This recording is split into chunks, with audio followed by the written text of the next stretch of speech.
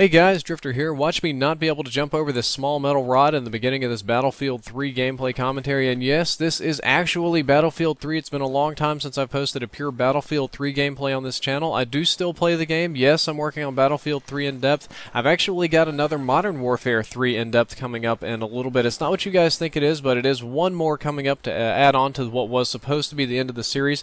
The gameplay that you're about to see is me playing defense on Damavand Peak. We're playing Rush and practicing for Project PTFO. Expect to see some really good gameplay, really good teamwork, spotting enemies, guarding objectives like this. I'm going to mop this guy up. I'm actually going to mop a lot of people up here in the beginning, getting some double and triple and quad feeds later on, but then you're also going to get to see me miss a lot and spray like a noob and get my butt handed to me by complete scrubs. So I have very spastic levels of skill. Got to hide from that Jeep right there. And I have a lot to talk about today for those of you that have not watched commentaries on my channel, because I know a lot of you just are here for the in-depth videos or maybe the ghost stories or something.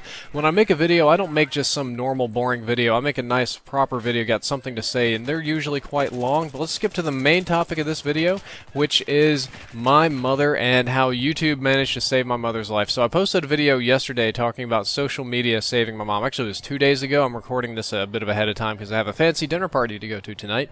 But my mom was stranded in Dallas. She was discharged from University Behavioral Health Center in Denton, Texas. Maybe improperly, the patient health advocate has not called me back, so I don't know what's going on there. But she was delirious, delusional, still delusional, unable to tell the difference between people and places and things of that nature. My brother tried to find her. The police determined that she was not a danger to herself, but we're going to move on to the police later on.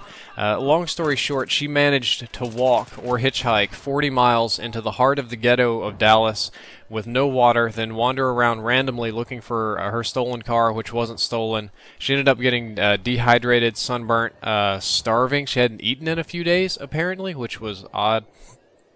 On her meds and no help. Her cell phone was dying. She's running out of batteries on the cell phone. And I talked to police. I talked to police on Twitter. I talked to family members. My mom would call, but it was all random, garbled information. But finally, after, I don't know, probably 20, 30 hours on the phone, it was about 8 in the morning. I finally got a fix on her location, but my brother had just passed out because he'd been up for the last day driving around looking as well. He's only 16. He hasn't been driving very long, so I didn't want to call him and send him back to the Dallas traffic driving around with no sleep or anything.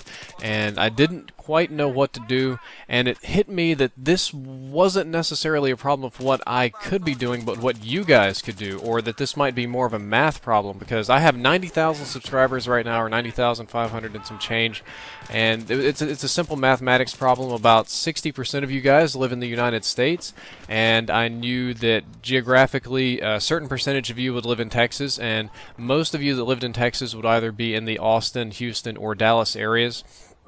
And I just did some offhand guesstimations and looked at census data, and I realized that there's probably at least 1 to 200 of you that live in Dallas, Texas, and then I got to factor in the average age group and age distribution, and I figured that there would be somewhere between 5 and 10 people that lived in Dallas, Texas and had a car, and if I could convince one of them, just one person, to go check on my mom, it could save her life. So I posted up the vlog video in the morning, which is a video response to the video that this is also a response to. It all starts at part 1. Shadow Wolf is going to gank me here, so that's what I'm talking about, completely missing. And I posted the video up begging for help. I asked any subscriber that lived in Dallas to go to this exact location, and I linked it in Google Maps to get my mom's picture, name, last known location, just everything that you could possibly need to find somebody. And I had, I think, 2 or 3 subscribers go and look. I don't know why not. Well, I do know why the other 10 didn't, because it was like 8 in the morning, but I had 3 people looking. I can't complain about that. 3 people looking is amazing. One of them turned up nothing. One of them said that he couldn't find her, but a homeless person said that some deranged lady was walking around in the neighborhood. And one subscriber named the Wesley Charles actually did go in Dallas, took off work, went to the ghetto, found my mom in a gas station, and told her that we were friends from the internet. And my mom, right before her cell phone died, and I mean we're talking 5-10 minutes before her cell phone died, she gave Wes my cell phone number. So I got a random phone call and like, "Hi, Drifter, this is Wes. I'm here with your mom. I'm like, oh, thank God. And I talked to my mom. He brought her some water. He went in the gas station, got her a little bit of food. He convinced the gas station manager to let her stay in the gas station. It was a 7-Eleven, and the 7-Eleven guy really didn't want her there. You don't want crazy homeless people in your gas station. And on top of that, when I told my mom that people from the internet were coming to take care of her, I don't know what she told the gas station manager, but he had it in his head that like 50 people from the internet were going to flood in there. So he kicked her out. Wes talked to him, convinced her to, or convinced the gas station manager to let her stay there, bought her food and water, and asked me what the next step is. And at this point, I hadn't even planned for a next step. I just wanted my mother to have a reason to stay in one place so that she could be found easily by my brother several hours later. But I said, you know, Wes, if there's any of these little ghetto motels that run hourly rates around here, these cheapo places for crack dealers and prostitutes, so if you guys live in a big city, you see these little ghetto motels, the cheapest, sleaziest motels you can imagine. I said, they can't be far away. Can you just find one of these motels and put her up in it? I'm sure it's not much money, but I'll pay you back double instantly. Wes tells me, don't worry about paying me back. I'll take care of this. Yeah, I'll go find a hotel.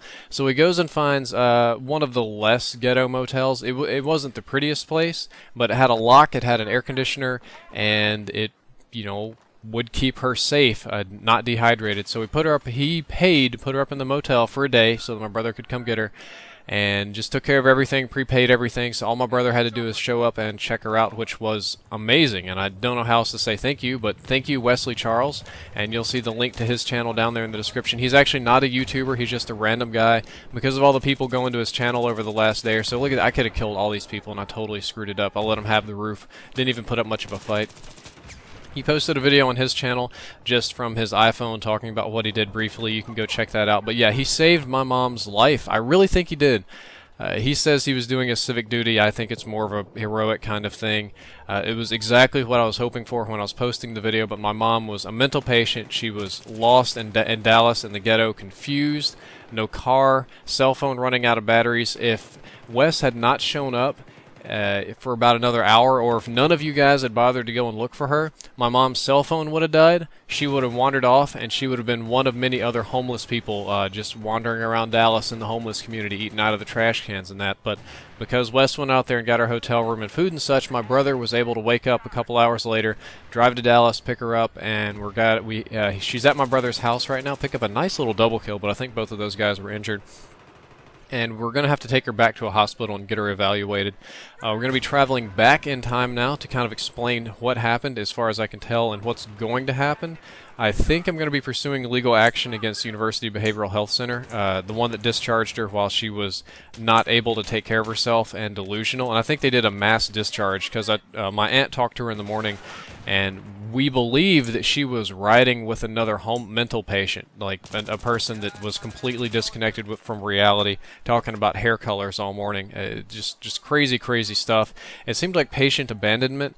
After a brief conversation with the police, they said that the laws in Denton, Texas allowed for this sort of thing and that it happens frequently. And I really don't know what's going on, but I want to talk to their patient advocate. I want to figure out how she was discharged, why she was discharged, what's going on, and all that sort of stuff before I drop that sue button. But they really could have killed her, or just, you know, flushed out a bunch of more crazy homeless people without any sort of proper method. But for those of you overseas, it could have been an insurance thing. When the insurance runs out and there's no money, the hospitals don't work for free. There's not necessarily a state-run mental ward. You have to be a criminal to go there, so not a lot of resources. I'm not sure at the moment.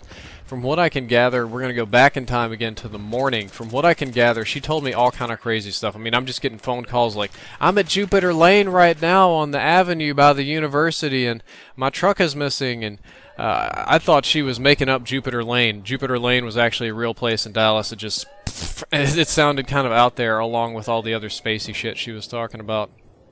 But I believe that she was discharged while high on psychotropic medicines with no medicines, so that she'd be hitting withdrawals in a day or two, and they expected her to get in her truck and just drive back home to Bonham in this state of mind. She didn't. She somehow I think she got into a car with another patient that was discharged, the crazy lady that was on the phone earlier in the day, and they drove down to Dallas. The other lady ditched her in Dallas. My mom thought she drove to Dallas, couldn't find her truck, couldn't find anything. Very, you know, confusing for her.